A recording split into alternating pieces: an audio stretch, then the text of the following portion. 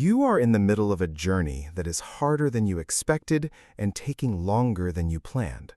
The thing you set out toward, the meaning, the transformation, the genuine arrival at what matters, keeps requiring more of you than the previous stage required. Every time you think you have given enough, the path demands something else. Something you did not budget for. Something that feels, if you're honest, like it might be asking you to give up the very self you were trying to bring to the destination.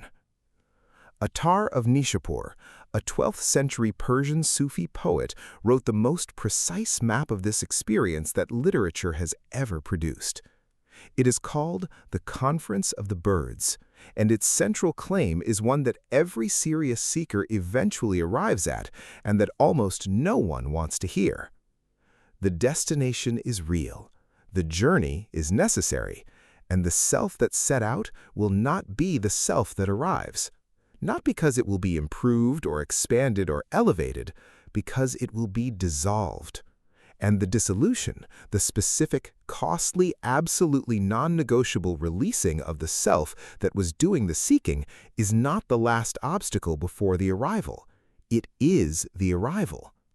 There is a stage in any genuine transformation, any serious spiritual path, any sustained philosophical practice, any long commitment to something larger than the immediate self that the self-help culture prepares you very poorly for. The stage where the transformation stops feeling like development and starts feeling like loss. Where the work that was supposed to produce a better, freer, more realized version of yourself has instead begun to ask whether the self that was being developed was the right project to begin with. Where the practice that was supposed to lead you toward the thing you were looking for has instead led you to the edge of the thing you thought you were, and stopped.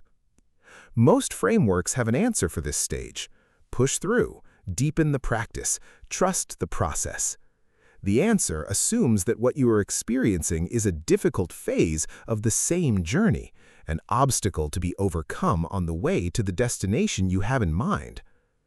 Attar's answer is different.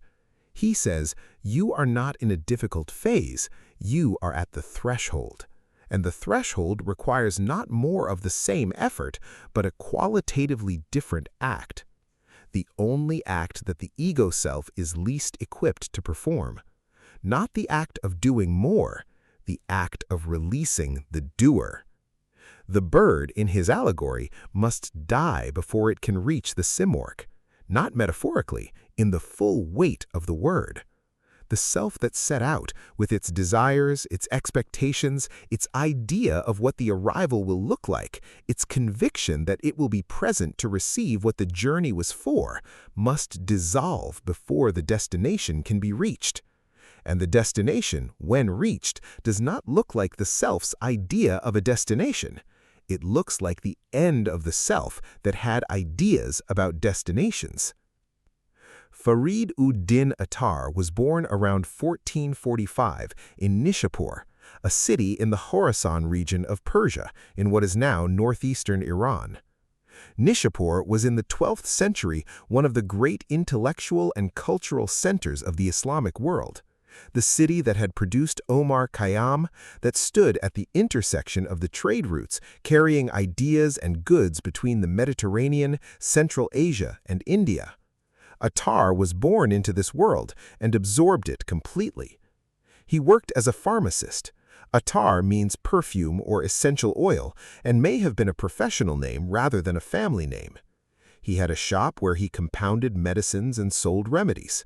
According to the tradition, he spent years in this work, moving through the world of commerce and practicality, and was transformed by a single encounter. An old dervish came to his shop, looked at his goods, and asked, "How will you die?" Attar, surprised, said, "As you will die." The dervish lay down on the spot, crossed his arms, and died. This is almost certainly legend, but like all good legends, it is psychologically precise. The encounter with mortality, with the question of how the life will end, what it will have been for, whether the accumulation in the shop has anything to do with the thing that matters, produced the transformation that made the pharmacist into the poet. He wrote prolifically, but the Montique al-tayr, the Conference of the Birds, also translated as the Language of the Birds, is the work that has carried his name across 9 centuries. It is an extended allegorical poem of approximately 4,500 couplets in which 30 birds undertake a journey to find the Simorgh, the legendary Persian bird of divine wisdom, their true king.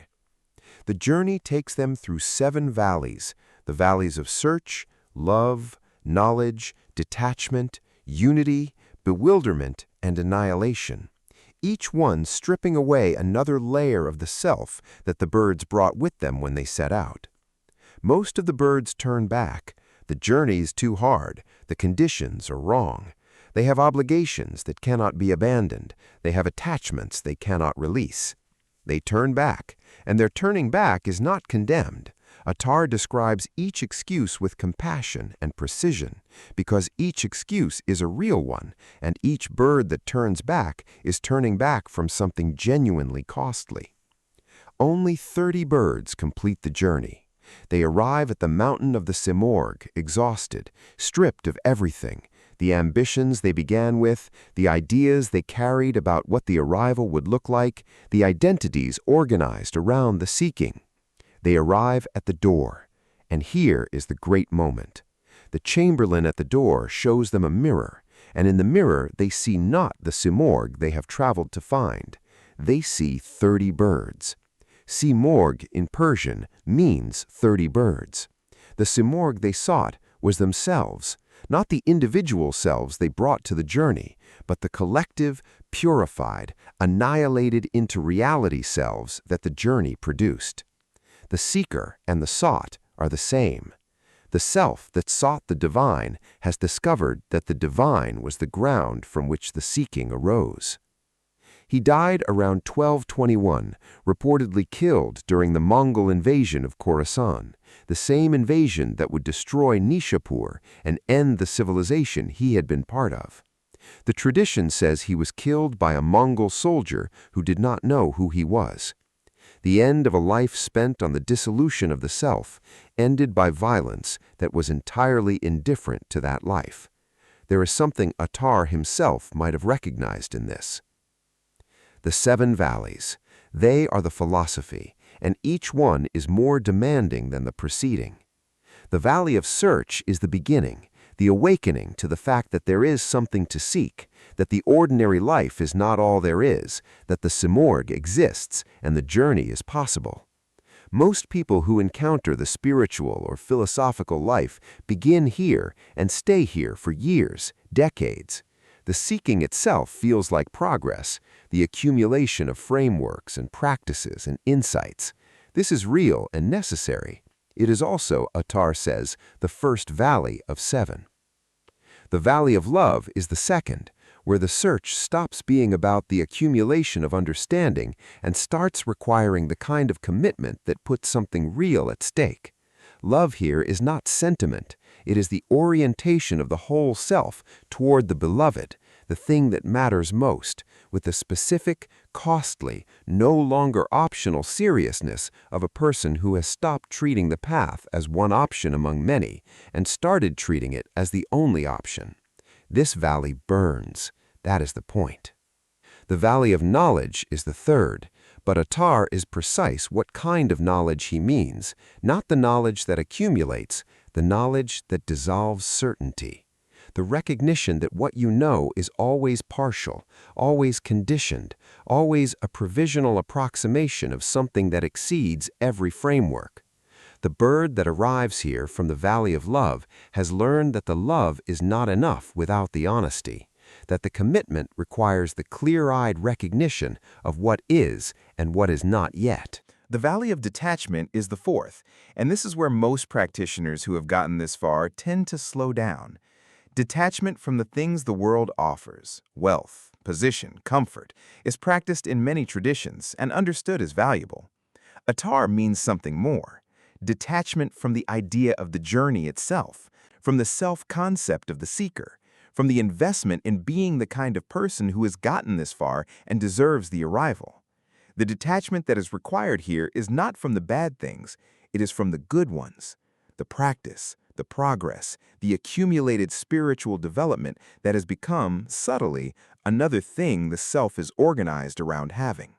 The valley of unity is the fifth, where the multiplicity of the world begins to be experienced as the single thing that it is, not philosophically, directly in the body. The recognition that the distinctions the ordinary mind insists on between self and other, between the seeker and the sought, between the journey and the destination, are real at one level and permeable at another. That the bird and the Simorg are not as separate as the bird has been assuming. The valley of bewilderment is the sixth, and Attar calls it the most difficult. Not the darkness of the early valleys, which can be navigated with sufficient effort, the disorientation of a mind that has dissolved its certainties and not yet arrived at what lies beneath them. The specific, vertiginous, cannot be reasoned through experience of a self that is no longer organized by the structures it had before the journey and is not yet organized by what the journey is producing.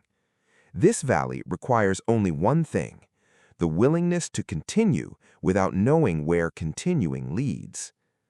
The valley of annihilation is the seventh and last, Fana, the dissolution of the individual self into the reality it has been seeking.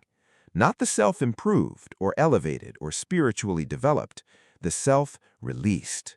The bird that has traveled through 6 valleys and given up everything the journey asked for arrives here with nothing and discovers that the nothing is full. That the self that was annihilated was always the only obstacle between the seeker and the Simorg. That the mirror shows 30 birds. That the end of the journey is the recognition of what was always, from the beginning, already the case. Now, the bridge. Because Attar was a 12th century Persian Sufi poet writing within the specific tradition of Islamic mysticism, and most people watching this video are not navigating that tradition. But here is what translates across 9 centuries without any theological adjustment. The journey that has cost more than you budgeted, the transformation that has reached the point where what it is asking feels less like development and more like dissolution. The practice that has brought you to an edge you did not expect to find, where the self that set out is no longer quite adequate to what the journey is now asking of it. Attar is not asking you to dissolve yourself. He is asking you to consider whether the self that is most afraid of dissolution is the self that was always the obstacle. Whether the thing you most need to release is not the bad habit or the destructive pattern, but the specific, carefully constructed, entirely understandable investment in being the person who is progressing toward the destination, rather than the person who has arrived at the recognition that the destination and the traveler were never as separate as the journey assumed. The Simorg is 30 birds. The divine you have been seeking is not separate from what you already are. The obstacle is the belief that it is. Here is what Attar asks of you, practically, today. First, identify which valley you are in. Not where you wish you were, where you actually are. The early valleys, search, love, knowledge, are recognizable by the feeling of accumulation. Something is being built.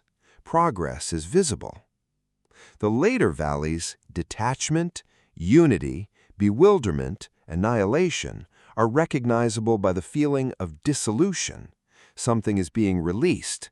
Progress is no longer visible in the way it was. If you are in the later valleys, the prescription for the early ones will not help. More seeking, more accumulating, more building, these are the tools of the first half of the journey. The second half requires different tools.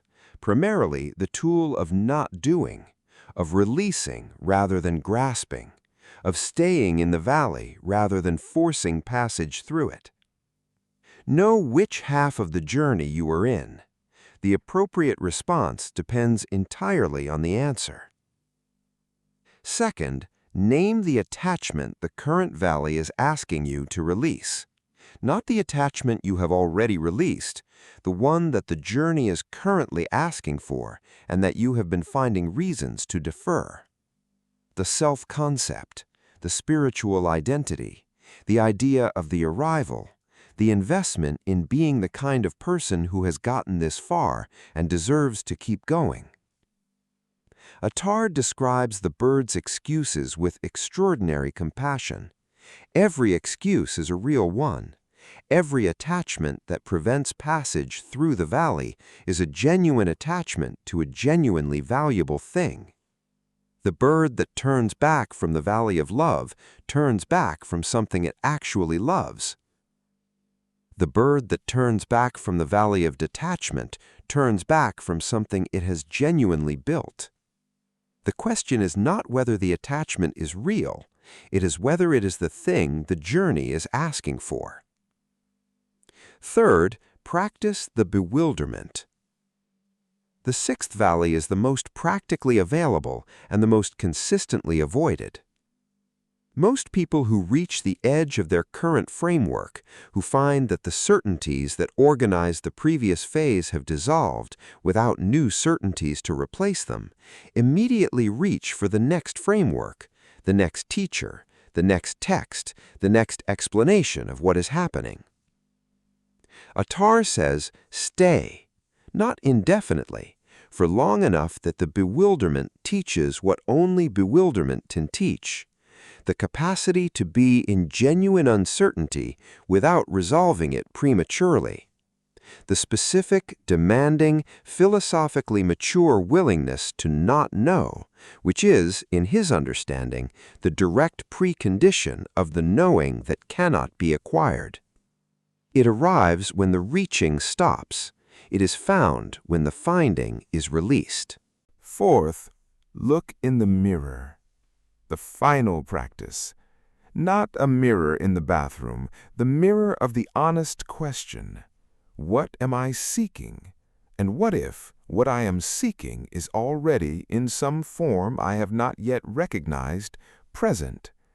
Not as a consolation, as the utter, precise possibility that the Simorg and the 30 birds are the same thing, that the divine reality you have been journeying toward and the genuine, stripped, annihilated into reality version of yourself you have been becoming on the way there are not two different destinations. Look at what the journey has made you, not what it has given you, what it has made you. The qualities developed through the passage of the valleys, the specific, hard-won, entirely particular understanding that no shortcut could have produced. This is the mirror. What does it show? I want to close with the image that Attar leaves me, not the 30 birds at the mountain, not the chamberlain and the mirror. The pharmacist's shop. The dervish lying down, crossing his arms, dying. The question the dervish asked, "How will you die?"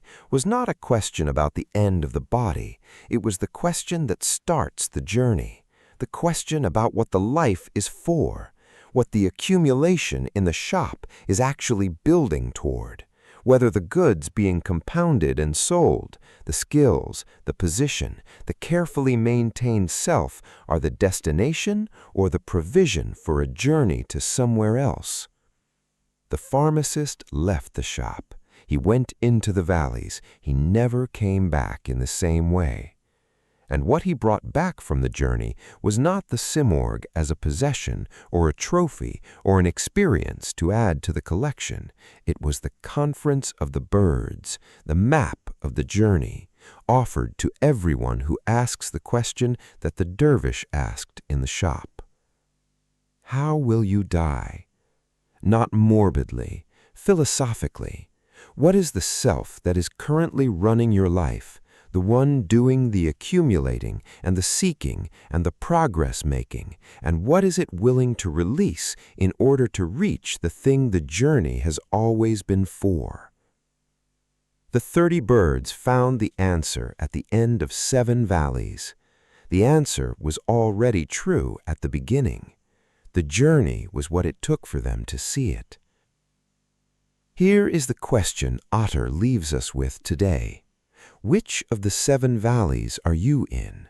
And what is the attachment that the current valley is asking you to release, the one you have been finding reasons not to release because it is genuinely valuable and genuinely yours, and because the releasing of it feels, more than anything else, like dying?